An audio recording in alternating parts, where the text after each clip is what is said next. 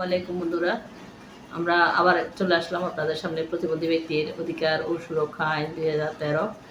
এই আইনের অধিকারগুলো নিয়ে আমরা ধারাবাহিকভাবে আলোচনা করছিলাম। আজকে আমরা 10 নম্বর অধিকার নিয়ে কথা বলবো। আমাদের দেশে আইন আছে, অধিকার আছে এবং বাস্তবায়নের জন্য আমরা কাজ করে যাচ্ছি। তো সেই জন্য আমরা আপনাদেরকে অধিকারগুলো ধারাবাহিকভাবে জানার জন্য আসছিলাম। আশা করছি আপনারা ধারাবাহিকভাবে প্রত্যেকটা অধিকার সম্পর্কে জানার চেষ্টা করছেন। তো আজকে কর্মে নিযুক্ত থেকে কোনো ব্যক্তি যদি প্রতিবন্ধিতার শিকার হয় তাহলে আমাদের করণীয় কী, সেই বিষয়টা সম্পর্কে আমরা জানব। তো কোনো মানুষ যদি কর্মে নিযুক্ত হয়, আমরা যদি কোনো কাজে যুক্ত হয়ে যাই আর কি, আমরা কর্মের সাথে যুক্ত থাকি, চাকরিরত অবস্থায় দেখবেন অ্যাক্সিডেন্টে অনেক মানুষ প্রতিবন্ধিতার শিকার হয়ে যায়। তো সেক্ষেত্রে প্রতিবন্ধী মানুষ যদি কোনোভাবে প্রতিবন্ধিতার শিকার হয় তাহলে আমাদের যে আইনটা আছে প্রতিবন্ধী ব্যক্তির অধিকার ও সুরক্ষা আইন 2013, ওই আইনে বলা আছে যদি কোনো ব্যক্তি প্রতিবন্ধিতার শিকার হয় তাহলে সেই ব্যক্তি চাকরিতে পুনর্বহাল, অর্থাৎ চাকরিতে সে থাকবেই, চাকরিতে থাকার তার অধিকার আছে, সেই প্রতিবন্ধী যে কোনো প্রতিবন্ধী হোক না কেন। আবার পুনর্বহাল না থাকতে দিলে তাকে ওর যে ক্ষতিপূরণ পাওয়ার যোগ্য সে ক্ষতিপূরণটাও তাকে দিতে হবে, অথবা ক্ষতিপূরণ দিতে হবে। চাকরিতে পুনর্বহাল রাখতে হবে, পুনর্বাসন করতে হবে, অথবা ক্ষতিপূরণ দিতে হবে।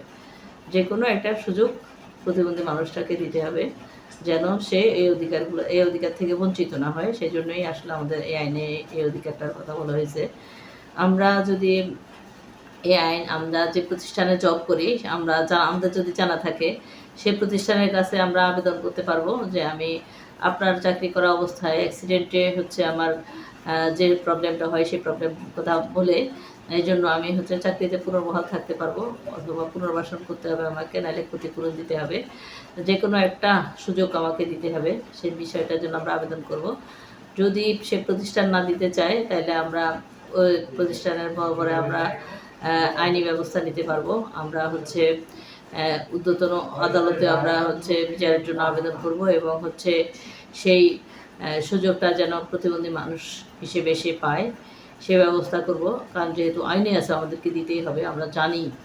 আমরা যদি আমাদের জানা থাকে তাহলে সেই অধিকারটার জন্য আমরা লড়াই করতে পারি। আমরা আজকে শিখে গেলাম যে চাকরিতে থাকা অবস্থায় যদি অ্যাক্সিডেন্টে প্রতিবন্ধী হই, আমরা সেটার জন্য আমরা কী করতে পারবো, কোথায় যেতে পারবো।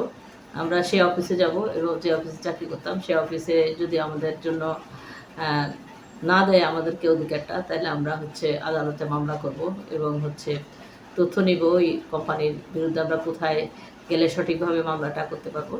সেই তথ্যটা জেনে আমরা অবশ্যই মামলা করব, এবং মামলায় আশা করছি সঠিকভাবে আমরা উপস্থাপন করতে পারলে আমাদের দিকেই রায় হবে, তখন কোম্পানি কিন্তু দিতে বাধ্য হবে।